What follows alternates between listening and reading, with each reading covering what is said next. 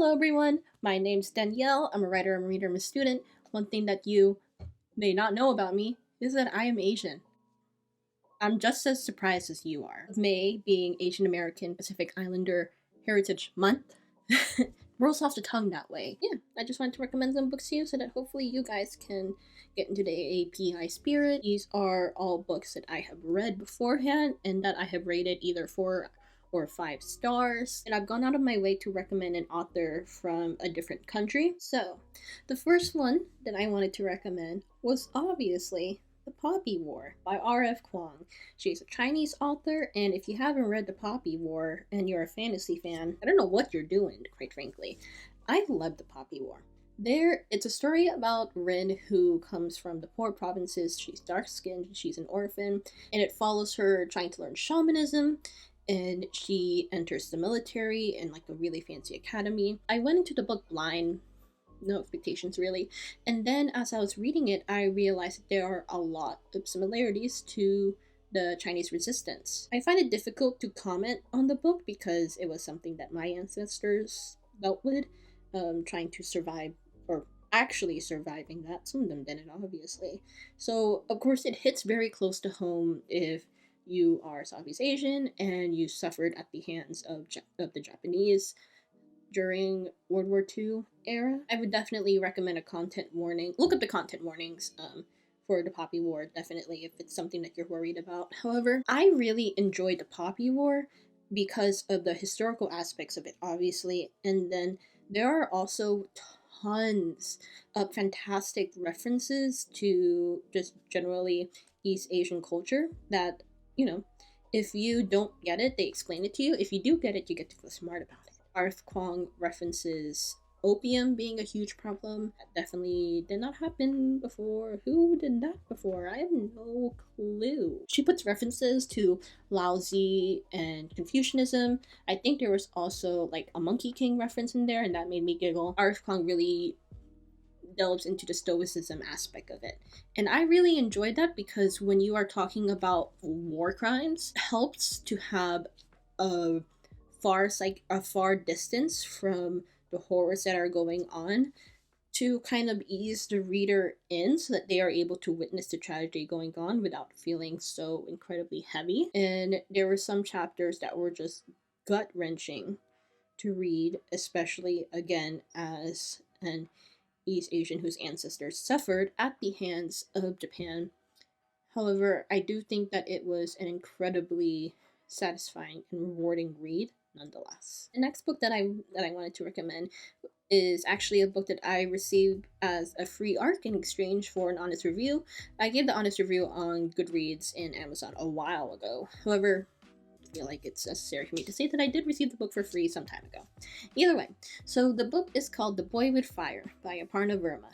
From an outsider, I loved being able to see the culture and everything in it. There is enemies to lovers in there. Boy with Fire is a very vanilla fantasy, I would say. It says what it says on the tin.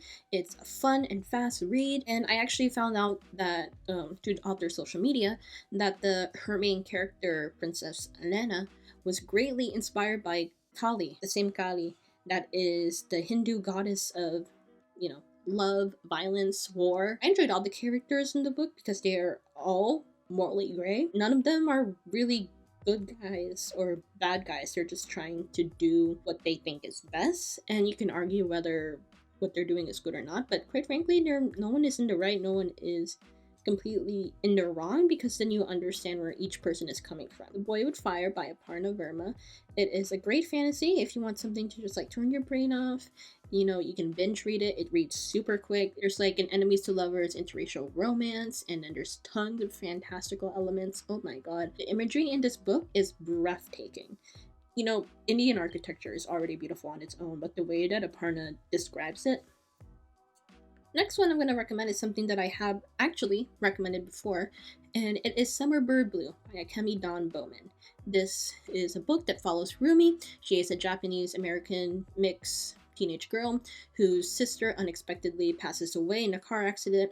Her mother is grieving, and she is sent to Hawaii to live with her aunt for the summer so that her mom and her can have time apart as they both grieve. As she is in Hawaii, she makes new friends, she struggles with grief, she battles with her identity of what it means to be Japanese American, Hawaiian, white, and also being asexual. She is canonically on the ace spectrum. The reason why I always talk about this book is because this book is scarily accurate to my life. She lived in Oahu, like me, as a teenager. She plays piano, like me, as a teenager.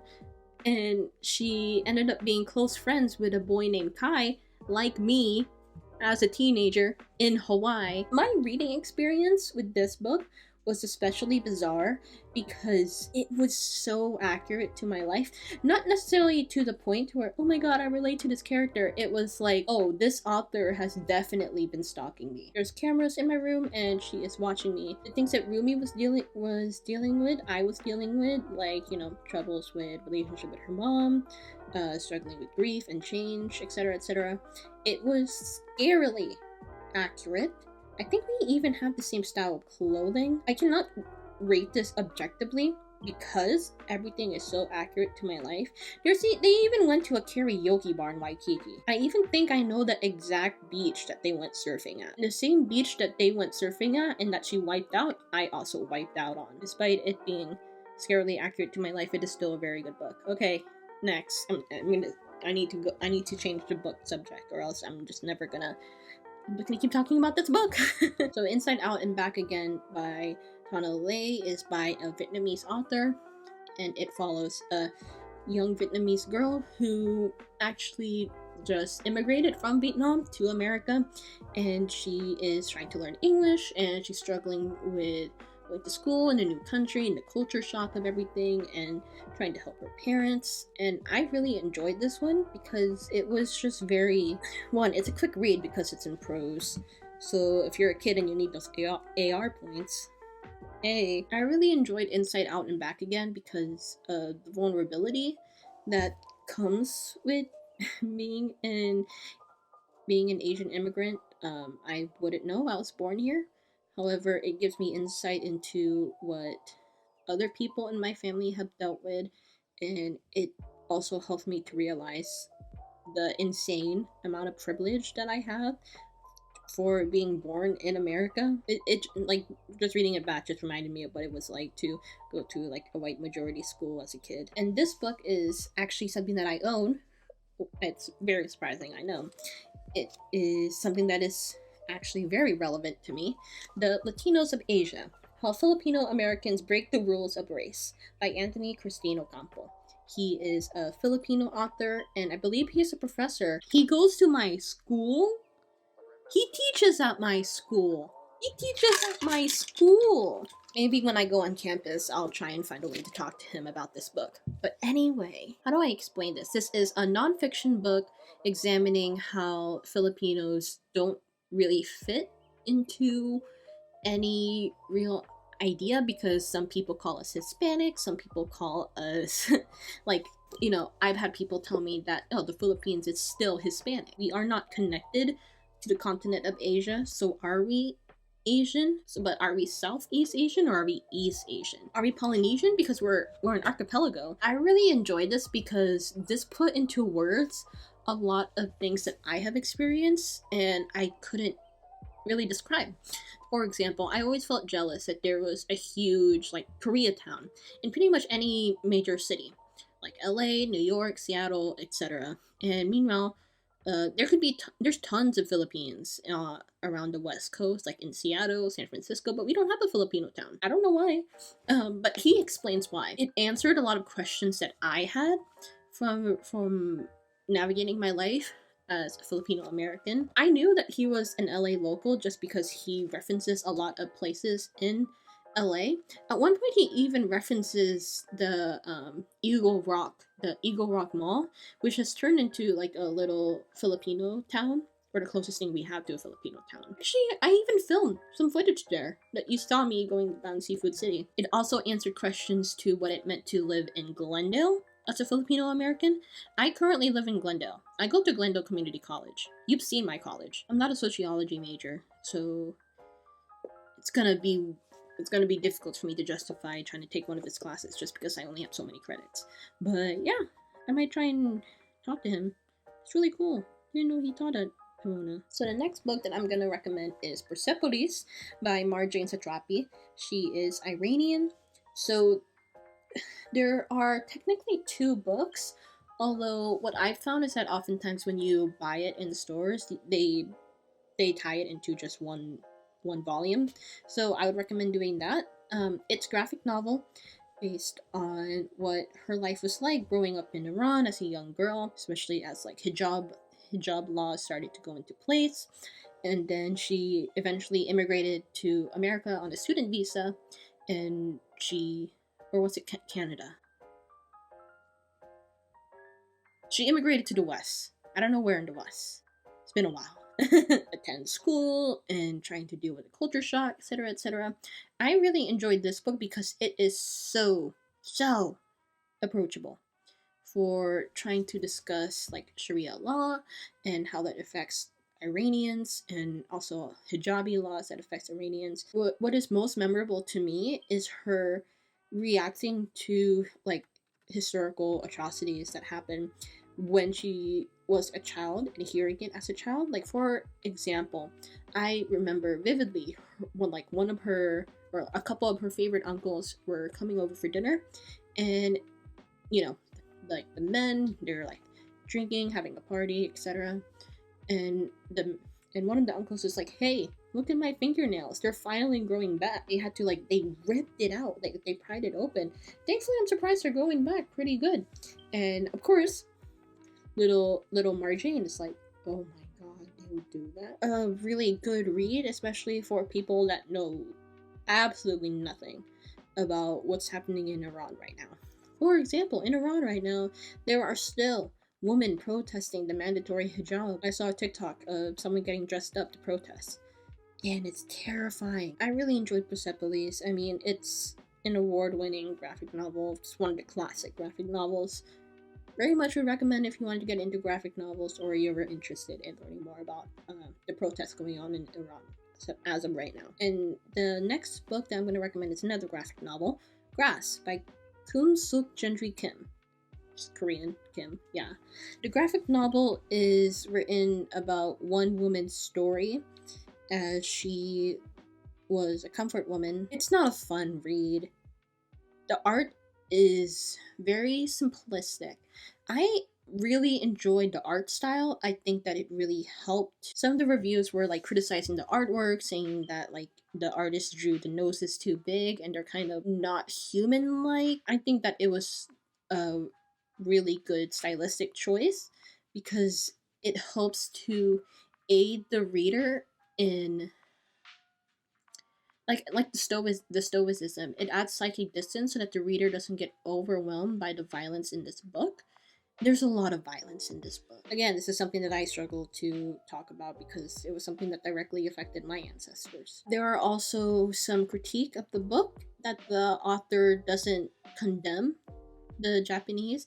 I think that's a bit ridiculous. I think that anyone would condemn Japan for the literal war crimes that they committed and the fact that they refuse to discuss them even today. I think that that was, again, the right choice because, quite frankly, the author, she traveled to like the nursing home for former comfort women survivors and she interviewed them. So this is technically not her story.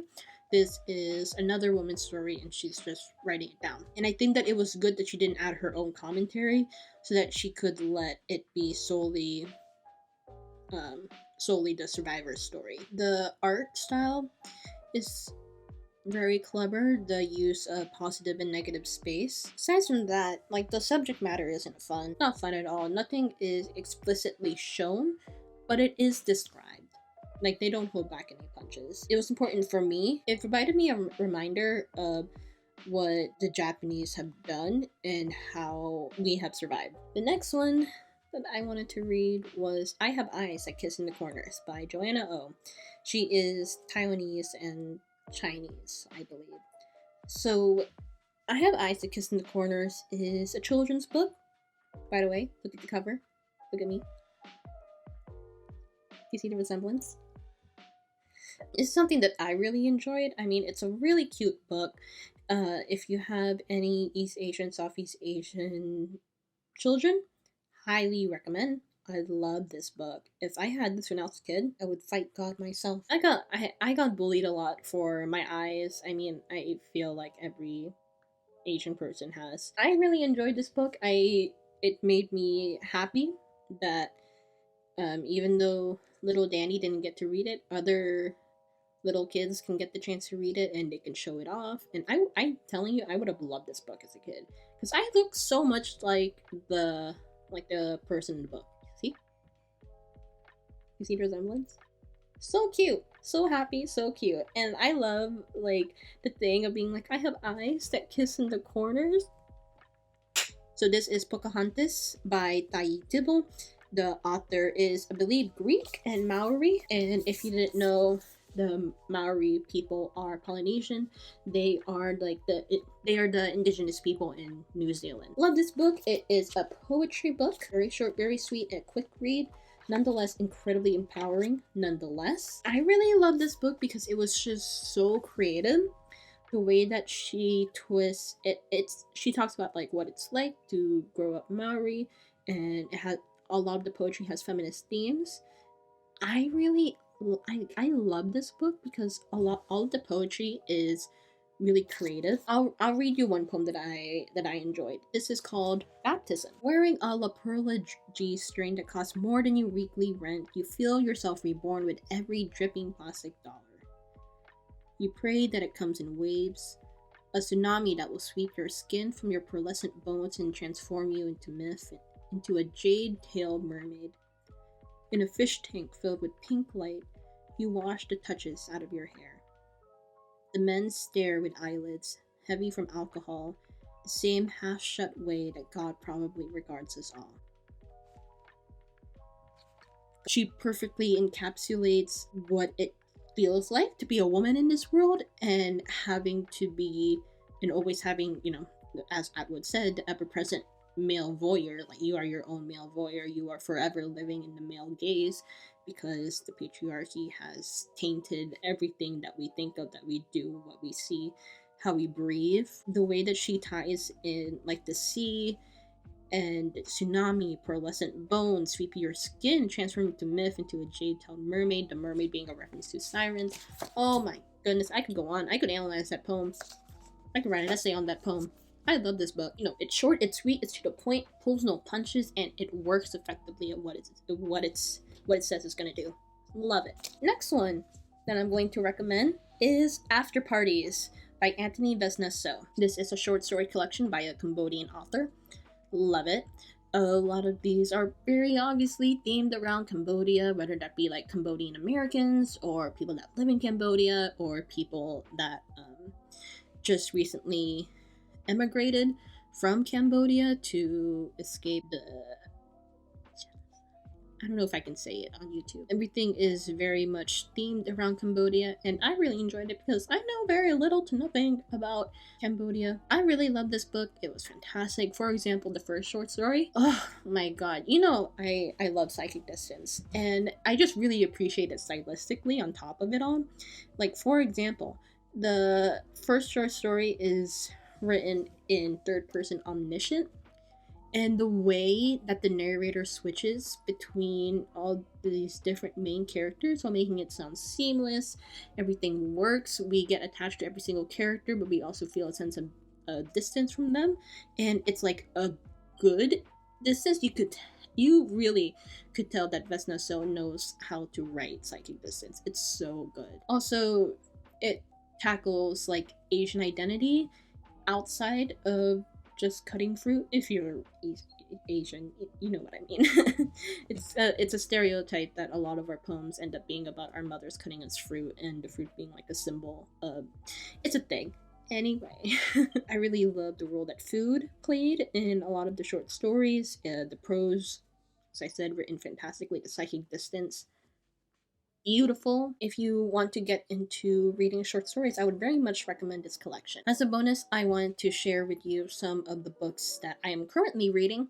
I do read multiple books at once. Currently, I am reading Before the Coffee Gets Cold by Toshikazu Kawaguchi. He's a Japanese author. You know, everyone's read it. It's a very short book, and I'm reading it for book club. I have heard, quite frankly, nothing but polarizing things. You either love it or you hate this book. I think that I'm probably not gonna like it. I don't know. I think I'm just pessimistic, but I'm gonna read it anyway. It's a nonfiction book. It is Girls That Invest by Simran Kaur. She is an Indian author. She had a TED Talk, I believe, a couple of chapters in, I think. But even then, I feel like I'm learning a lot because, for example, she said that financial advice for women always tends to be about how to spend less. And that's true. When I'm given financial advice, I'm given tips on how to reduce my spending, how to control it, etc., etc. Meanwhile, all of the financial advice for men tends to be how to invest. And that was bizarre to me. Like, I didn't even think of that. She also talks about how women are at a disadvantage for knowing about money because, what was it, until like the 70s or something stupid like that, American women weren't even allowed to have our own bank account. So yeah, really love this book. I feel like the Memory Police and Girls That Invest are going to be really good. Before the coffee gets cold, I'm hoping for the best, expecting for the worst. Hope you guys have some really good book recs. I gave you a lot of good book recs. Please read some books by Asian American and Polynesian authors this month. Thank you so much for watching. Let me know if you guys want to read any of the books. I'll put down the links for the books down below if you want to like buy it. But yeah, maybe I will like post something on my Instagram about the Asian or Polynesian books that I read this month. If you want to follow me on Instagram, you can follow me at Danielle Mamaro. Links down below. And yeah, I am trying to post new videos every Monday at 5 p.m. Pacific Standard Time. Thank you so much for watching, and I will see you again next week. Okay, bye.